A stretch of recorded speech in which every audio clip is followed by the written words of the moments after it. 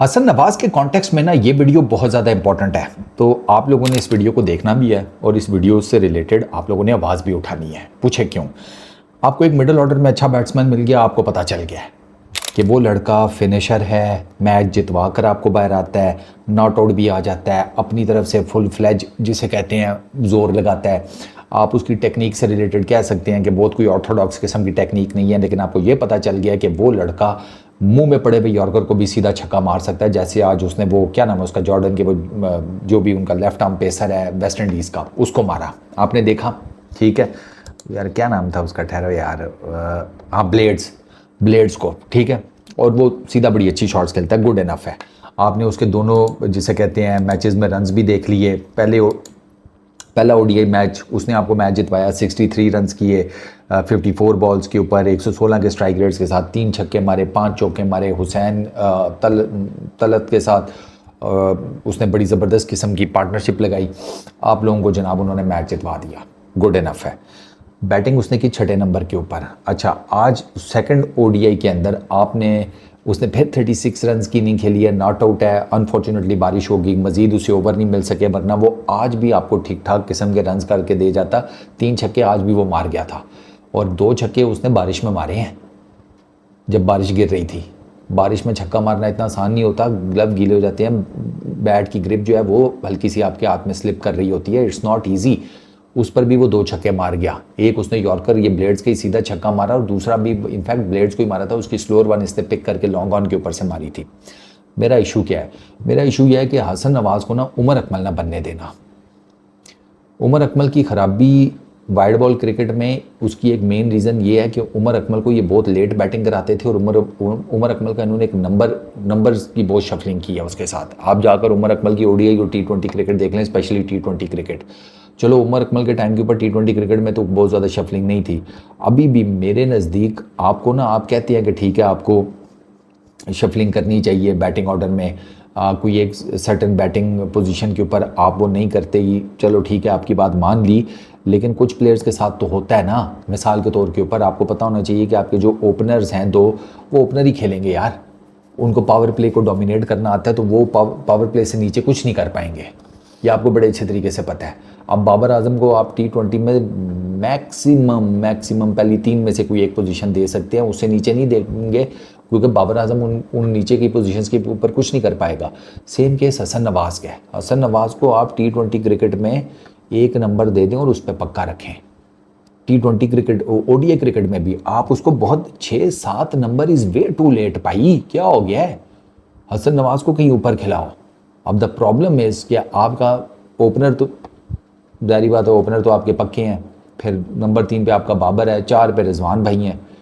और रिजवान भाई जिस किस्म की क्रिकेट खेलते हैं, ये पिछले मैच में अगर मैं आपको बताऊं सीरियसली स्पीकिंग, हसन नवाज और हुसैन तलत जान ना मारते ना, आपके मैच के घोड़े लग गए थे, आप नहीं जीत सकते थे पहला ओडीआई भी, वो उन दोनों ने जितवाया है। स्पेशली वो जो हुसैन तलत है, उसने आके जब बाउंड्रीज मारनी शुरू की है ना, तो हसन नवाज का भी जिसे कहते हैं ना स्विच ऑन हो गया था। जाकर ज़रा हाईलाइट्स चेक कर लें, Hussain Talat started hitting boundaries, वरना हसन नवाज और मोहम्मद रिजवान जब बैटिंग कर रहे थे तो वो मेरा ख्याल है कोई 8-9 ओवरों में आपने कोई स्कोर ही कुछ नहीं किया। मेरा ख्याल है ज़्यादा से ज़्यादा 30 एक स्कोर होगा, इससे ज़्यादा नहीं है आपका, या थोड़ा बहुत ऊपर नीचे कर लें। हुसैन तलत आया तो ज़रा जिसे कहते हैं ना गियर शिफ्टिंग हुई है। तो आपको हसन नवाज को ना मेरे नज़दीक आपको ऊपर कहीं बैटिंग करानी चाहिए, 4 नंबर मेरे ख्याल में उसका ना, फॉर सम रीज़न मुझे लग रहा है कि वाइड बॉल क्रिकेट में 4 नंबर आप उसका सेट कर दें, T20 क्रिकेट में भी ओडीआई क्रिकेट में भी। रिजी भाई अगर बचना चाहते हैं ना, और वो थोड़ी बहुत ही क्रिकेट और अपनी लंबी लेकर जाना चाहते हैं, तो मेरा मशवरा ये है नीचे आ जाएं, नंबर 4 छोड़ दें। नंबर 4 वो जिस किस्म का देख लिया ना, वो ट्रिकी विकेट्स पे फंसेंगे। नंबर 4 पे इतना आसान नहीं है बैटिंग करना। असल में हमारा नंबर 3 और नंबर 4 का प्रॉब्लम यह है कि वो हमारे दोनों सीनियर प्लेयर्स हैं, लेकिन द प्रॉब्लम इज़ कि वो कोई इतनी आउटस्टैंडिंग फॉर्म में नहीं है, ये एक प्रॉब्लम है। वो दोनों फिनिशर नहीं है, ये दूसरा प्रॉब्लम है। हसन नवाज़ का तो आपने देख लिया है, वो ओपनर आया था, उसने वहाँ 100 मारा, आपको मैच जितवाया। आप उसे मिडिल ऑर्डर में ले आए, वहाँ उसने 50s करके आपको मैच जितवाए हैं। PSL में उसने मिडिल ऑर्डर में आके सेंचुरी करके अपनी टीम को मैच जितवाए हैं, 50s की हैं। तो हसन नवाज़ का तो आपको पता लग रहा है। तो बराए मेहरबानी हसन नवाज़ को ये 6-7वें नंबर पर बैटिंग मत करें, ये उसके टैलेंट के साथ ज़्यादती है। नंबर 4 हसन नवाज़ का नंबर 4 पक्का होना चाहिए। जिस तरह आपके ओपनर पक्के हैं ना वाइड बॉल क्रिकेट में, T20 का पेयर अलग है, ODI क्रिकेट का पेयर अलग है, बिल्कुल उसी तरीके से आपका नंबर 4 पक्का होना चाहिए हसन नवाज़। इससे ज़्यादा नीचे उसको खिलाने का कोई फ़ायदा नहीं। आप या तो फिर आपकी मेंटालिटी ये है कि आप कह रहे हैं कि हसन नवाज़ को नीचे खिलाएं ताकि ओवर जब वो एंड पे लगी हो तो ये पावर हिटिंग कर ले। अगर आपका वही ODI क्रिकेट में भी उसको लेकर T20 वाला माइंडसेट है तो मेरा तो ख्याल है कि फिर अगर आपका ये माइंडसेट है तो आपको क्रिकेट देखनी तक नहीं चाहिए। खेलना, कोच करना या उससे रिलेटेड बात करना तो बहुत दूर की बात है, आपको देखनी तक नहीं चाहिए कि आपको एक मिडिल ऑर्डर में सॉलिड बैट्समैन मिला हुआ है जिसने नंबर 4 के ऊपर, बता भी देते हैं आपको, नंबर 4 के ऊपर जनाब नंबर 5 पे हसन नवाज़ आया 44 की है, नंबर 4 पे 51, नंबर 4 पे 26, अच्छा नंबर 5 के ऊपर 2 मैचेस में 0, फिर नंबर 4 के ऊपर एक मैच में 33, एक मैच में 24, ये छठे नंबर पर जो आया उस मैच में 40 की है, नंबर 3 के ऊपर 15, नंबर 4 के ऊपर स्ट्राइक रेट्स 194, 133, 200, 196, नंबर 5 के ऊपर 200। I feel number 4 T20 cricket में हसन नवाज़ का नंबर 4 होना चाहिए, ODI क्रिकेट में हसन नवाज़ का नंबर 4 होना चाहिए। इससे ज़्यादा नीचे तो वो फिर आप अच्छा खासा बैट्समैन है, क्यों उससे सिर्फ वो टुलर थोड़ी है जिसका काम है जाके टुल्ले मारना। ये एक ऐसा नंबर है कि वो पूरी की पूरी इनिंग अपने साथ चला सकता है, उसकी बैटिंग में निखार आएगा। आप उसे जब मिडिल ऑर्डर में इतना क्रूशल नंबर देंगे ना, स्पेशली ODI क्रिकेट में, उसको इनिंग्स को लेकर चलना वो सीखेगा, कैसे साथ लेकर चलते हैं, कैसे फिनिश करते हैं, पहले बैटिंग है सेकंड बैटिंग है। उसको पता होगा कि यार मैंने पहले बैटिंग करते हुए मैंने कहाँ पर हिटिंग करना स्टार्ट करनी है जस्ट टू मेक श्योर कि हम अपना टारगेट अचीव कर पाएँ जो हमने इन टर्म्स ऑफ रन सोचा हुआ है। सेकंड बैटिंग कर रहा है तो उसे पता होगा कि मैंने कहाँ पर जाकर मैंने कैसे अपनी इनिंग को बिल्ड करना है कि रन रेट का प्रेशर ना हमारे ऊपर आए, मेरी टीम के ऊपर आए, मेरे ऊपर आए, जैसे रॉस्टन चेज़ ने चेज़ किया है।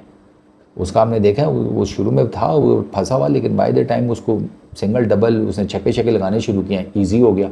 फिर उसने वो 5-6 का रन रेट मेंटेन रखा, वो बहुत एक्स्ट्राऑर्डिनरी बाउंड्रीज भी उसने नहीं लगाई। तो ये चीज़ आपके लिए हसन नवाज़ कर सकता है मिडल ओवर्स में, स्पेशली जब आप चेज़ कर रहे हैं, कि उसको पता होगा कि मैंने किस रन रेट के साथ अपनी इनिंग को बिल्ड भी करना है, कहाँ पर जाकर मुझे छक्के मारने हैं, कहाँ पर जाकर मुझे चौका मार के गुजारा हो जाएगा, कहाँ पर मेरा सिंगल डबल के साथ काम बन जाएगा।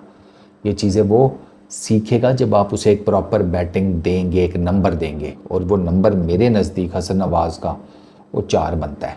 2 के इसके ऊपर डिबेट हो सकती है, बट ये कबूल नहीं है कभी 2, कभी 3, कभी 5, कभी 7, कभी 6।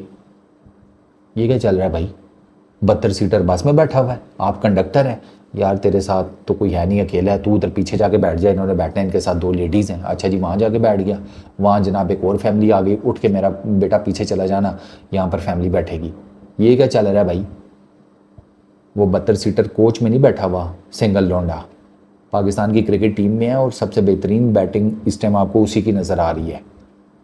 और आपकी टीम में बड़े बड़े पहलवान हैं, उनके बीच में वो लड़का अपना नाम पैदा करके बैठा हुआ है, तो उसके साथ ज़्यादती ना करें।